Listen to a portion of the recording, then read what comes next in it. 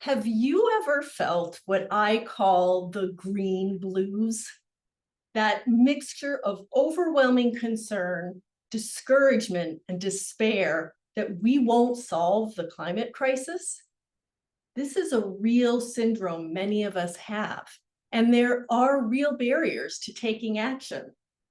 These are the gaps between what we'd like to do and what we actually do. I call these barriers the knowledge, caring, and action gaps. The good news is there's a way to light a mental fire under ourselves and get past the green blues and get over these gaps. Maybe you felt frustrated talking to someone who didn't quite get the climate crisis.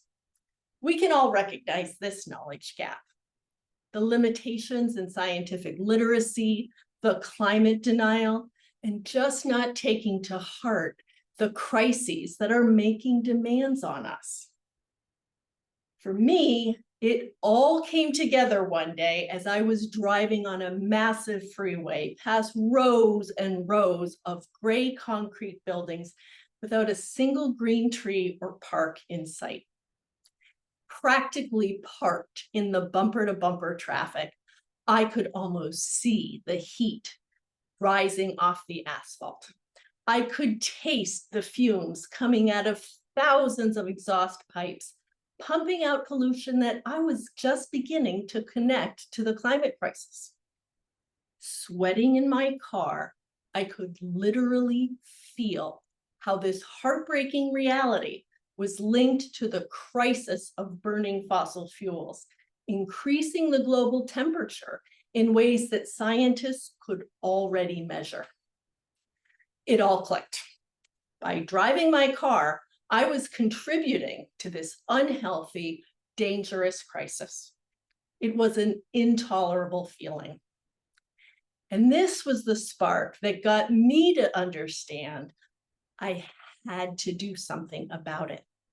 That's what got me past the knowledge gap.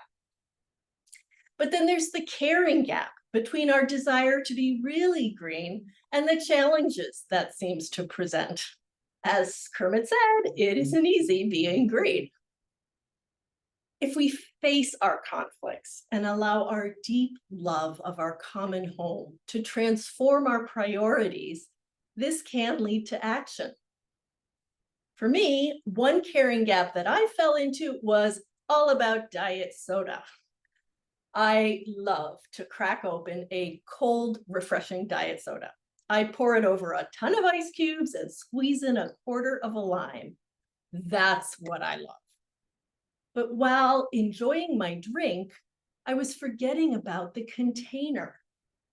My children have called me on it and labeled me a hypocrite for creating a mountain of waste with my treat.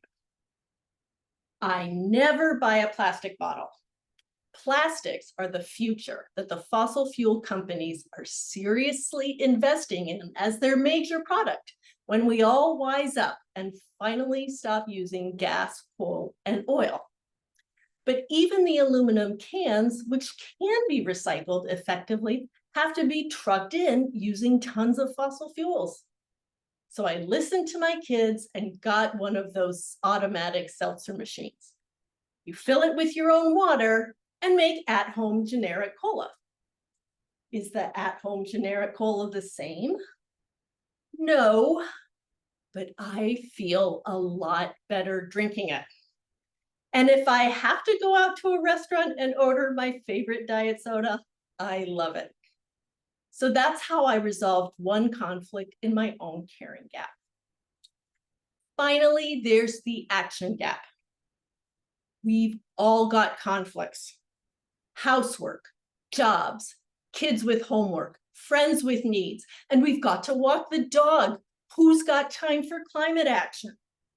And if we did have time, what the heck is the right thing to do? Is it recycling, composting? Scientists who know how to measure the impact of our actions have identified 3 simple priorities. Here they are: fly less, drive less, and eat less meat. fly less, drive less, and eat less meat. Raise your hand if you fly, drive, or eat meat. The good news, these are clear actions we can take to reduce our carbon footprint. Now, how might you fly less? Maybe switch a business meeting from that airport hotel to a Zoom. For a quick getaway, drive to that destination in your own state that you've never seen, instead of flying to Vegas or the islands. And what about less meat, especially beef? Try 2 or 3 meatless meals a week. Mushroom and olive pizza, spaghetti marinara, pad thai with vegetables, black bean tacos with cilantro. Raise your hand if you can do this. We know that our personal actions matter. By changing our actions, we build new habits, influence and inspire other people. And all of this leads to changing our culture. Most of all, we become more likely to vote and advocate for big social policies. And that is the key, because we need massive change in our society's energy systems and unjust consumption patterns. It's clear that caring for creation is a moral obligation. Pope Francis, along with countless faith leaders, has called for a change of consciousness and a response from our consciences. Caring for the planet is no longer an option because of how much the climate crisis is affecting everyone. Personal actions are part of this whole transformative process, and they're all the more powerful when we share them with other people. Like when we talk about our favorite ways to fight the plastic or advocate together for divestment. How do we find that energy for this, especially mired in the green blues, not to mention all the other necessary responsibilities of life? Here's the key. When it comes to solving the climate crisis, there's no silver bullet. We need silver buckshot. Everyone has a piece of the solution. Your piece of the solution is not only necessary, but by sharing it, you increase the renewable energy we all need.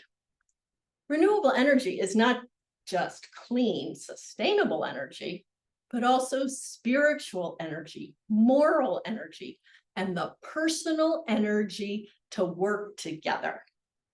Working together reinforces our own values. It inspires new ideas and empowers the energy to enact planet-sized solutions. So how do we begin? Well, with baby steps. I remember when my kids were in Little League, they started with T-ball. That ball was sitting nice and easy on a cone, and they just had to take up a swing. The next year, the coach would pitch and send them an easy lob. Last of all came kid pitch, with the unpredictable pitch tossed by a kid. But by then, they knew how to do it. It's the same with environmental action. You don't need to hit a homer. Just step up to the plate. Your swing will make a difference, and your team will notice. Whether that's your family, your community, your workplace, or your congregation. Experts tell us that 2 out of 3 Americans never talk about the climate. Even concerned people don't talk about what are actually shared concerns and shared desires for solutions. These solutions exist. Don't be shy. Good things will happen when you share what you're doing for the planet. And you may hear people telling you about the actions they're taking. Let's think about how to make your buckshot have all the power you can give it. How do we light the fire that inspires us to take action? How do we clear the space and time to fight the green blues? We have to lift up our green joy. What's a longing in your future you can't live without? Take a moment and think about that for me. My dream is that instead of seeing miles of concrete without a single tree in sight, even in the cities, there will be parks, green spaces, and the cooling shade of trees where people can enjoy nature's beauty, breathe healthy air, and be protected from the polluting, dirty energy of fossil fuels. What's a longing you can't live without? That's your fire. Then identify a distraction, a trivial pursuit you can live without, something in your life that takes time and energy, but isn't that important. Get rid of it. You won't miss it. Getting rid of it creates breathing room. It gives you more oxygen. You can light a fire with that oxygen. You can give time and energy to caring for the planet with the love you saved from something less important. Right now, lift up that dream of a green future. What do you most hope for?